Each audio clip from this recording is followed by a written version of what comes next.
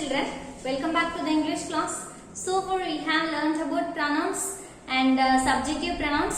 In this session you are going to learn about objective pronouns. Okay, before we get into that, let us recall what is a pronoun. A pronoun is a word that is used in place of nouns. Okay, that is we can use the word in place of the nouns we call pronouns. Okay, இப்போ பாத்தீங்க அப்படினா ஒரு நவுனோட நேமுக்கு பதிலா use பண்றது தான் pronoun அப்படினு சொல்றோம் இல்லையா. இப்போ personal pronounsனா என்ன? இப்போ personal pronouns is a word that are used in the place of nouns that names people. Okay, அதாவது ஒரு peopleோட நேம்ஸ்க்கு பதிலா யூஸ் பண்ணக்கூடிய pronoun என்னன்னு சொல்லுவோம்? Personal pronouns அப்படினு சொல்லுவோம். And we say that we have subjective pronoun and objective pronoun. What is an subjective pronoun and what is an objective pronoun? Subjective pronoun is a pronoun we can use in place of the subject. Okay, in place subject place la irukkudiya ஒரு நவுனுக்கு பதிலா use பண்ணக்கூடிய ஒரு pronoun தான் என்ன சொல்லுவோம்? Subjective pronoun அப்படினு சொல்லுவோம். And what is called an objective pronoun? Okay, objective pronoun அப்படினா என்ன அப்படினு பாப்போம். Now see, objective pronoun. Objective pronoun is nothing but generally we can say what is the object அப்படினு நம்ம எதை சொல்லுவோம்? Object is a word that receives the action அப்படினு சொல்லுவோம் இல்லையா. அதாவது ஒரு சப்ஜெக்ட் செய்யக்கூடிய செயலை ரிசீவ் பண்ணக்கூடிய அந்த வேர்டை தான் என்னன்னு சொல்லுவோம்? ஆப்ஜெக்ட் அப்படினு சொல்லுவோம் இல்லையா. இப்போ இதுல பாத்தீங்க அப்படினா for example we can say he eats an ice cream. Okay, he eats an ice cream அப்படினு சொல்றோம்னு வெச்சுக்கோங்க. இப்போ இதுல அவன் வந்து என்ன பண்ணா? ஐஸ்கிரீம் சாப்பிடுறான் அப்படினு சொல்றோம் இல்லையா. இப்போ இந்த இடத்துல he eats an ice cream அப்படின்றப்போ what the action he does, அவன் என்ன செயல் செய்யறான்? eat பண்றான். என்ன eat பண்றான்? ஐஸ்கிரீம் eat பண்றான். ஜெனரலா நம்ம என்ன சொல்லுவோம்? if we get the answer for the questions what or whom, that the thing we call it as object அப்படினு சொல்லுவோம் இல்லையா. what என்ற क्वेश्चनக்கு whom என்ற क्वेश्चनக்கு ஆன்சர் கிடைச்சா அது என்னன்னு சொல்லுவோம்னா ஆப்ஜெக்ட் அப்படினு சொல்லுவோம். இப்போ இந்த இடத்துல அவன் என்ன சாப்பிட்டான் அப்படினு கேட்டா நம்ம என்ன சொல்லுவோம்? ஐஸ்கிரீம் சாப்பிட்டான் அப்படினு சொல்லுவோம் இல்லையா. இப்போ அதுதான் அந்த இடத்துல அந்த ஐஸ்கிரீம் அப்படின்றது என்னன்னு சொல்லுவோம்? ஆப்ஜெக்ட் அப்படினு சொல்லுவோம். இப்போ இதுல ஐஸ்கிரீம் அப்படின்றது என்னவா இருக்கு? It is a noun, it is a name of a thing இல்லையா. ஐஸ்கிரீம்ன்றது ஒரு திங்கோட நேம் தான் ஐஸ்கிரீம். அந்த ஐஸ்கிரீம் என்ற பேருக்கு பதிலா நம்ம என்ன யூஸ் பண்ணலாம் அப்படின்னு பாத்தீங்கன்னா இட்ன்றது யூஸ் பண்ணலாம். அந்த இட்ன்றது தான் என்ன சொல்லுவோம்? pronoun அப்படின்னு சொல்லுவோம். அந்த ஆப்ஜெக்ட் இடத்துல ஐஸ்கிரீம்ன்றது ஆப்ஜெக்ட்னு சொன்னோம் இல்லையா. அந்த ஆப்ஜெக்ட்டுக்கு பதிலா நம்ம என்ன pronoun யூஸ் பண்றோம்? இட்ன்றது யூஸ் பண்றோம். அப்ப அதுதான் என்ன சொல்லுவோம்? ஆப்ஜெக்டிவ் pronoun அப்படின்னு சொல்லுவோம். Let us see it detailedly. You can understand by this thing. Okay, this subjective pronoun also have both two forms, that is singular and plural. But நம்ம subjective pronoun பார்த்தோம் இல்லையா, singular இருக்கும், அதே சமயம் plural forms-உம் இருக்கு அப்படினு சொன்னோம் இல்லையா. So likewise here also we have both singular and plural forms in objective pronouns. Okay, now look at that. What are they? இப்போ அதெல்லாம் எது எது அப்படினு பாத்தீங்க அப்படினா we can simply say that me, you, him or her or it. Okay, these are the singular forms of objective pronouns. Okay, இந்த pronoun எல்லாமே என்னன்னு சொல்லுவோம்? singular forms of objective pronouns னு சொல்லுவோம். இப்போ இதோட plural form எப்படி இருக்கும் அப்படினு பாத்தீங்க அப்படினா me ஓட plural form as அப்படினு சொல்லுவோம். and the you also take place you in plural form also. Okay, likewise we can also have him or her or it in plural எப்படி மாறும் அப்படினு பாத்தீங்கன்னா them அப்படினு சேஞ்ச் பண்ணுவோம். how can we change this thing?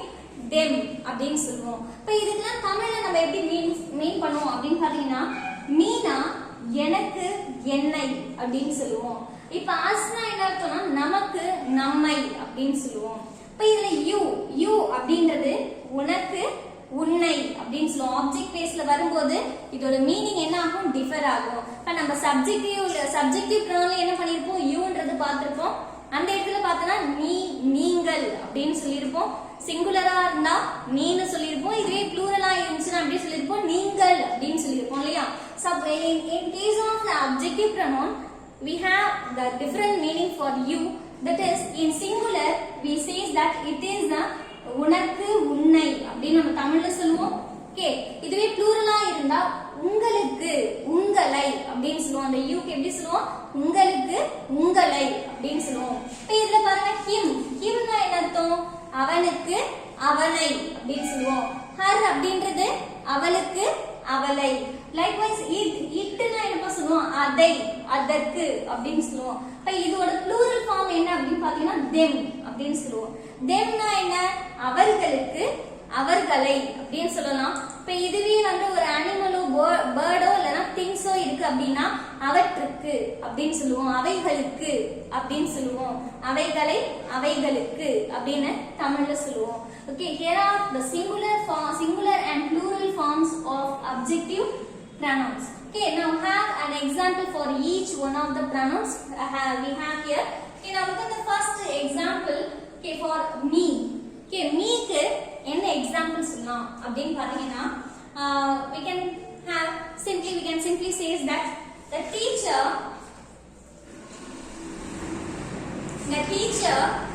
asked me a question. The teacher asked me a question. Okay, now look at the examples we have here. The teacher asked me a question. The teacher என்ன பண்ணாங்க? என்ன question கேட்டாங்க அப்படின்னு சொல்றோம் இல்லையா? அந்த teacher என்ன செய்றாங்க? என்ன question கேட்டாங்க அப்படின்னு சொல்றோம். இப்போ இந்த இடத்துல பாருங்க, me அப்படின்னு சொல்றோம். meனா என்ன சொன்னோம்? எனக்கு என்னை அப்படின்னு சொல்றோம் இல்லையா? அந்த டீச்சர் என்ன ஆக்ஷன் செய்றாங்க? question கேக்குறாங்க. Okay, the who asked me a question அப்படின்னு கேட்டா நம்ம என்ன சொல்லுவோம்? the teacher அப்படின்னு சொல்லுவோம். ஒரு செயலை செய்யறவங்க என்னன்னு சொல்லுவோம்? subject அப்படின்னு சொல்லுவோம். அப்படின்னு சொன்னோம் இல்லையா? இப்போ இந்த இடத்துல டீச்சர்ன்றது noun. சோ இது என்னன்னா subjective noun அப்படின்னு சொல்லுவோம். இதுவே she இருந்துச்சு இல்லனா he இருந்துச்சுனா என்ன சொல்லுவோம்? subjective pronoun அப்படின்னு சொல்லிருக்கோம். இப்போ இது எப்படி ஆப்ஜெக்ட் தான் அப்படின்னு நம்ம எப்படி கண்டுபிடிக்கலாம் அப்படின்னு பாத்தீங்கன்னா we can simply find out by the two ways. That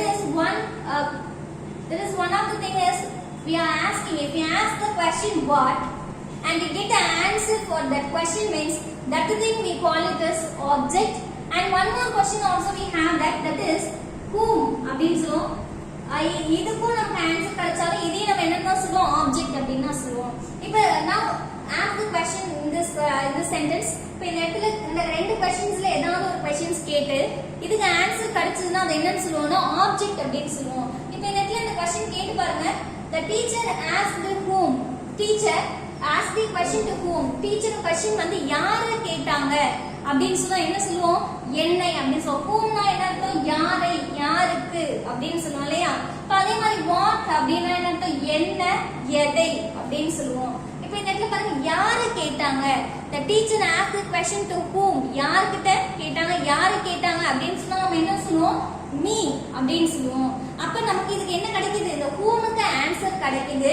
answer கிடைச்சா நம்ம என்னன்னு சொல்லுவோம்? ஆப்ஜெக்ட் அப்படின்னு சொல்லுவோம். இந்த இடத்துல meன்றது என்னது? it is a pronoun. Okay, meன்றது என்னது? pronoun. அப்ப இது என்ன pronoun அப்படின்னு பாருங்க, it is objective pronoun அப்படின்னு சொல்லுவோம். Okay, how can we say this? Objective pronoun அப்படின்னு சொல்லுவோம். இப்ப என்னை, the teacher asked me a question. என்ன question கேட்டாங்க அப்படின்னு சொல்லுவோம். Okay, now coming to the next example. இப்போ இதோட plural form பாருங்க. me ஓட plural formக்கு ஒரு example பார்க்கலாம். Now see this thing. Trees. Okay, trees gives us shade. Trees gives us shade. Now look at this sentence. This sentence, what's the meaning of this sentence அப்படினு பாத்தீங்கன்னா, மரங்கள் வந்து நமக்கு என்ன தருது? நிழல் தருது அப்படினு சொல்றோம் இல்லையா? இப்போ இந்த இடத்துல பாருங்க, எதை பத்தி பேசுறோம்? ட்ரீயை பத்தி பேசுறோம். அப்ப இதுதான் நமக்கு என்ன? Subject. tree gives what? trees வந்து என்ன கொடுக்குது? shade கொடுக்குது. tree gives shade to whom? யாருக்கு கொடுக்குது? நமக்கு கொடுக்குது அப்படினு சொல்றோம் இல்லையா? அப்ப இந்த இடத்துல us அப்படினா நம்ம தமிழ்ல என்ன சொல்றோம்? நமக்கு, நம்மை அப்படினு சொல்றோம். இப்போ இந்த இடத்துல யாருக்கு, whom அப்படிங்கற क्वेश्चन கேக்கும்போது நம்ம என்ன ஆன்சர் பண்றோம்?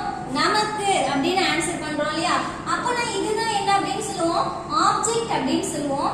And here as is a pronoun, so we say that it is objective pronoun அப்படின்னு என்ன பண்ணுவோம்? சொல்லுவோம். Okay, now coming to our next example, it is you. Okay, you வந்து singular object place ல இருக்கக்கூடிய ஒரு you வந்து பாப்போம். Now look at this. I will give you my book. I will give you my book. நான் உனக்கு என்னோட புக்கை கொடுப்பேன் அப்படின்னு சொல்றேன் இல்லையா? கொடுக்கிறேன் அப்படின்னு சொல்றோம். இப்ப இந்த இடத்துல பாருங்க you னா ஆப்ஜெக்ட் பிளேஸ்ல இதுக்கு இதோட மீனிங் என்ன சொன்னோம்? உனக்கு, உன்னை அப்படின்னு சொன்னோம் இல்லையா? I will give my book to whom? நான் என்னோட புக்கை யாருக்கு தரேன்னு சொன்னேன்? உனக்கு தரேன் அப்படின்னு சொல்ல you அப்படின்னு சொன்னோம் இல்லையா? அப்ப இந்த இடத்துல பாருங்க whomன்ற क्वेश्चन தான் நமக்கு அரைஸ் ஆகுது இல்லையா? அப்ப இதெல்ல whomன்ற क्वेश्चனுக்கு நம்ம என்ன ஆன்சர் பண்றோம்? யாருக்கு அப்படின்னு சொன்னா என்ன பண்ணுவோம்? உனக்கு அப்படின்னு சொல்லுவோம். அப்ப இதுதான் நமக்கு என்ன இடத்துல ஆப்ஜெக்ட். சோ youன்றது என்ன? pronoun. அதனால என்ன சொல்றோம்? ஆப்ஜெக்டிவ் pronoun அப்படின்னு சொல்றோம். Okay, now look at the next thing. இந்த இடத்துல பாருங்க I will give you my book. உனக்கு என்னோட புக்கை நான் தருவேன் அப்படின்னு சொல்லிட்டேன் இல்லையா? அடுத்து இதே யூக்கு ஆப்ஜெக்ட் பிளேஸ்ல ப்ளூரல்ல எப்படி வந்து சொல்லலாம் அப்படின்னு பாருங்க. Let's have an example for this one. Tarun said to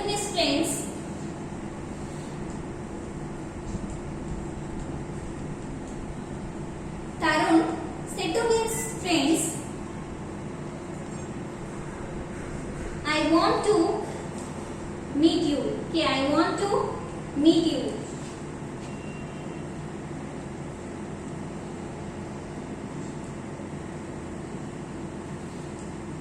Okay, look at this sentence. Tarun said to his friends. Tarun வந்து அவனுடைய friend கிட்ட சொல்றான், அவனோட friends கிட்ட சொல்றான். என்ன சொல்றான்? I want to meet you. நான் உங்களை பார்க்கணும்னு விரும்புறேன் அப்படின்னு சொன்னாலே I want to meet you அப்படின்னு சொல்றான். இப்போ இந்த இடத்துல பாருங்க said to his friends. அவனுடைய friend அப்படின்னு சொல்றோம்ல, அவனுடைய friends அப்படினா நிறைய பேர் இல்லையா? friendன்னு பார்த்தா ஒரே ஒரு ஆள் தான். அப்போ இந்த இடத்துல பாருங்க friends அப்படின்னு கொடுத்துருவோம். friendsனா நிறைய பேர், நண்பர்கள் அப்படின்னு சொல்லுவோம். தமிழ்ல சொன்னா நண்பர்கள் அப்படின்னு சொல்லுவோம் இல்லையா? அப்ப இங்க நிறைய பேர் இருக்காங்க. இப்ப இந்த இடத்துல பாருங்க I want to meet you. ஐன்றது யாரு சொல்றா? ஐன்றது யார் குறிப்பிடுது? தருண் தான் சொல்றான். நான் உங்களை மீட் பண்ணனும் விரும்புறேன் அப்படின்னு சொல்றான் இல்லையா? அப்ப இந்த இடத்துல I want to meet whom? நான் யாரை பார்க்கணும்னு நினைக்கிறேன், யாரை பார்க்கணும்னு விரும்புறேன் அப்படின்னு கேட்டா என்ன சொல்லுவோம்? உங்களை அப்படின்னு சொல்றோம் இல்லையா? அப்ப இந்த இடத்துலயும் whomன்ற क्वेश्चனுக்கு தான் நமக்கு ஆன்சர் கிடைக்குது. அப்ப யாரை அப்படின்னு சொல்லும்போது you அப்படின்னு சொல்லுவோம். அப்ப இது என்னதா இருக்கு? ஆப்ஜெக்ட்டா இருக்கு. youன்றது pronoun அப்படிங்கிறது தெரியும் இல்லையா? அப்ப இது சிங்குலர்ல இருக்கா ப்ளூரல்ல இருக்கா?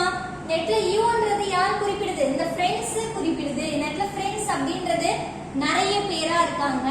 அப்ப இந்த யூக்கு என்ன மீனிங்? உங்களை அப்படின்னு சொல்லுவோம். I want to meet you. உங்களை நான் பார்க்க விரும்புறேன் அப்படின்னு சொல்லுவோம். உங்களை அப்படின்னு சொல்லுவோம் நிறைய பேரு. அப்ப இங்க பாருங்க இங்கேயும் யூ தான், இங்கேயும் யூ தான். ஆனா இந்த ரெண்டுத்துக்கும் என்ன டிஃபரன்ஸ் இருக்கு? Here we mean one person in this sentence, but in this sentence we are denoting the more than one person. ஆனா இந்த இடத்துல என்ன பண்றோம்? ஒரு பர்சனுக்கு மேல இருக்கவங்கள மீன் பண்றோம். Okay, according to the situation, according to the place of using you, we can mean it. Okay, அத வந்து நம்ம இடத்துக்கு ஏத்த மாதிரி என்ன பண்ணிப்போம்? மீன் பண்ணிப்போம். Okay, now coming to the next thing is him, her or it. Okay, இதுக்கு ஒரு எக்ஸாம்பிள் பார்க்கலாம். நான் இது பாருங்க. I see him. Yeah, I see him every day. I see him every day. நான் அவனை டெய்லி பார்ப்பேன். அதாவது எவ்ரிடே அப்படின்னா என்ன அர்த்தம்? ஒவ்வொரு நாளும் அப்படின்னு அர்த்தம் இல்லையா? டெய்லினாலும் எவ்ரிடேனாலும் ஒரே மீனிங் தான் இல்லையா? I see him every day. நான் அவனை டெய்லியும் பார்ப்பேன் அப்படின்னு சொல்றோம் இல்லையா? அப்ப இந்த him அப்படின்றது என்ன? அவனை அப்படின்னு அர்த்தம். I see whom? நான் யாரை பார்க்கறேன் அப்படின்னு பார்த்தீங்கன்னா யாரை அப்படின்னு சொல்றோம். அப்ப யாரை பார்க்கறேன்? நான் அவனை பார்க்கறேன், டெய்லி அவனை பார்க்கறேன் அப்படின்னு சொல்றோம். அப்ப இந்த இடத்துல யாரை அப்படின்னு சொல்லும்போது him அப்படின்னு சொல்றோம். சோ இது என்னன்னு சொல்லலாம்? ஆப்ஜெக்ட் அப்படின்னு சொல்லலாம் இல்லையா? அந்த क्वेश्चனுக்கு ஆன்சர் கிடைக்குதா? நம்ம என்ன சொல்லலாம்? ஆப்ஜெக்ட் அப்படின்னு சொல்றோம். himன்றது என்ன? pronoun. அப்ப இது என்ன pronoun? It is an objective pronoun. himனா அர்த்தம்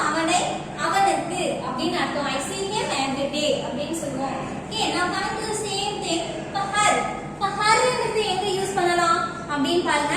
We can use her in this sentence. They appreciates her.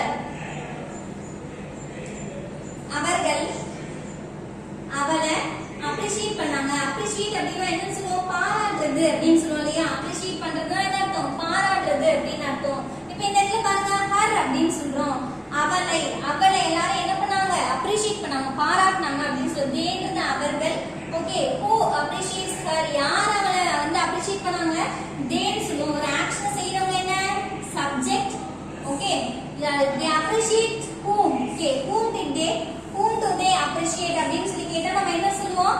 her அப்படின்னு சொல்லுவோம். they appreciate her அப்படின்னு சொல்லுவோம். இப்போ இந்த her அப்படின்றது என்ன? whomக்கு ஆன்சர் கிடைக்கிறதுனால இது என்ன சொல்லலாம்? ஆப்ஜெக்ட் அப்படின்னு சொல்றோம். herன்றது என்ன? pronoun. அப்ப இது என்ன சொல்லலாம்? ஆப்ஜெக்டிவ் pronoun அப்படின்னு என்ன பண்ணலாம்? இந்த இடத்துல சொல்லலாம். இப்போ இட்டுக்கு பாருங்க, இட்டுக்கு என்ன எக்ஸாம்பிள் சொல்லலாம் அப்படின்னு பாத்தீங்கன்னா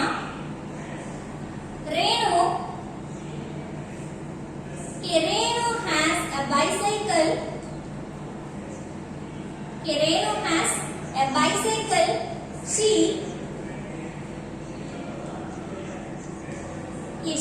ride it. இந்த இடத்துல பாருங்க ரேணு அப்படிங்கிறது என்ன? ரேணுன்றது ஒரு கேர்ளோட நேம் இல்லையா? Renu has a bicycle. Renu கிட்ட ஒரு பைசைக்கிள் இருக்கு. அத அவ என்ன பண்ணுவா? ரைட் பண்ணுவா. she rides it அப்படின்னு சொல்றோம். அப்ப அவ அத என்ன பண்றா? ரைட் பண்ணுவா அப்படின்னு சொல்லிருக்கோம் இல்லையா? இப்போ இந்த இடத்துல பாருங்க ரேணுன்ற who has a bicycle? Renu பத்தி தான் பேசுறோம் இல்லையா? அப்ப இவங்க தான் யாரு? சப்ஜெக்ட். ஓகே, இப்போ இந்த ரேணுன்ற சப்ஜெக்ட் இந்த நேமுக்கு பதிலா நம்ம என்ன யூஸ் பண்ணிருக்கோம்? she அப்படின்னு சொல்றோம். இந்த இடத்துல ஒரு சப்ஜெக்ட் நவுனுக்கு பதிலா ஒரு சப்ஜெக்ட் pronoun யூஸ் பண்ணிருக்கோம். யார் ரைட் பண்றா? she அப்படின்னு சொல்றோம். அப்ப இந்த இடத்துல இவங்க தான் என்ன செயல் செய்யறவங்க. இவ தான் என்ன பண்றா? ரைட் பண்றா. அப்ப இவங்க தான் என்னவா இருக்கா? அந்த இடத்துல சப்ஜெக்ட்டா இருக்கா. அது sheன்றது என்ன? pronoun. அப்ப இது என்ன pronoun? Subjective pronoun. இத நாம போன செஷன்லயே பார்த்திருந்தோம் இல்லையா? சப்ஜெக்டிவ் pronoun அப்படின்னு பார்த்திருந்தோம் இல்லையா? இப்போ நம்ம என்ன பார்க்கணும்? ஆப்ஜெக்டிவ் pronoun தான் பார்க்கணும் இல்லையா? she has a bicycle அப்படின்னு சொன்னோம் இல்லையா? இப்போ இந்த இடத்துல பாருங்க bicycle அப்படின்னு சொல்றோம். she has what does Renu have? okay, what does Renu have? Renu என்ன வச்சிருக்கான் அப்படின்னு சொல்லி கேட்டா என்ன சொல்லுவோம்? bicycle அப்படின்னு சொல்லலாம். அப்ப இதுதான் என்ன? ஆப்ஜெக்ட். என்ன அப்படின்ற क्वेश्चनக்கு என்ன ஆன்சர் பண்றோம்? bicycle அப்படின்னு சொன்னா அப்ப bicycle அப்படின்றது என்ன? இந்த இடத்துல ஆப்ஜெக்ட். she rides it. அவ அது வந்து என்ன பண்ணா? ரைட் பண்ணா. எதை? bicycle. அப்ப இந்த இடத்துல எதை? இதுக்கு என்ன பண்ண? she rides what அப்படின்னு கேட்டா என்ன சொல்லுவோம்? இட்னு சொல்லுவோம். அப்ப இதுதான் என்ன? ஆப்ஜெக்ட். வாட்ன்ற क्वेश्चनக்கு என்ன ஆன்சர் பண்றோம்? இட்னு சொல்றோம். அதனால இது என்னவா இருக்கு? ஆப்ஜெக்ட்டா இருக்கு. and it is also a pronoun, so we say that it is an objective pronoun அப்படின்னு சொல்றோம். okay, she writes it அப்படின்னு சொல்லும்போது இட்ன்றத ஆப்ஜெக்டிவ் pronoun அப்படின்னு சொல்றோம். இப்போ இதே மாதிரி பாருங்க them அப்படின்னு சொல்லி சொல்றோம். இப்போ இந்த them அப்படினா என்ன சொல்லுவோம்? அவர்களை, அவர்களுக்கு, இல்லனா அவைகளை, அவைகளுக்கு அப்படி நம்ம சொல்லுவோம் இல்லையா? இப்போ இது ஒரு பர்சன்ஸ்க்கு நம்ம எப்படி சொல்லலாம் அப்படின்னு பாத்தீங்கன்னா let's have a question like this. Do you know them? இந்த क्वेश्चन கேக்குறோம் பாருங்க. Do you know them? உனக்கு அவங்கள தெரியுமா அப்படின்னு சொல்லி கேக்குறோம் இல்லையா? உனக்கு அவங்கள தெரியுமா? them அப்படின்றது இந்த இடத்துல do you know whom? யார உனக்கு தெரியுமான்னு கேக்குறாங்க. அவர்களை உனக்கு தெரியுமா அப்படின்னு சொல்லி கேக்குறாங்க. அப்ப யாரை அப்படின்னு இந்த whomன்ற क्वेश्चனுக்கு நம்ம என்ன ஆன்சர் பண்றோம்? அவர்களை அப்படின்னு சொல்றோம். அப்ப இதுதான் நமக்கு என்ன? ஆப்ஜெக்ட். themன்றது என்ன? pronoun. அப்ப இது என்ன pronoun? Objective pronoun. themனா என்ன அர்த்தம்? அவர்களை. ப்ளூரல்ல இருக்கு. ஒரு ஆளுக்கு மேல இருக்காங்க. உனக்கு அவங்க எல்லாரையும் உனக்கு தெரியுமா அப்படின்னு சொல்லி கேக்குறாங்க இல்லையா? அப்ப them அப்படின்றது plural form of objective pronoun. Okay, இந்த செஷன் இதே மாதிரி பாத்தீங்க அப்படின்னா இட்ன்றது இட்டுக்கு themன்றது யூஸ் பண்ணலாம். I loved it, I loved them. இப்ப நிறைய அங்க பேர்ட்ஸ் இருக்கு அப்படின்னா எனக்கு அந்த பறவைகள் எல்லாம் பிடிக்கும் அப்படின்னு சொல்றோம்னா I loved them. அந்த பேர்ட்ஸ்ன்றதுக்கு பதிலா நம்ம என்ன சொல்லலாம்? them. அவைகளை எனக்கு பிடிக்கும் அப்படின்னு சொல்லலாம். ஓகே இப்போ இதே மாதிரி அனிமல்ஸ் பேர்ட்ஸ் திங்ஸ்க்கும் யூஸ் பண்ணலாம் okay in this session we have learned about adjective pronouns and their usages. I hope you all understand this thing. Thank you for watching.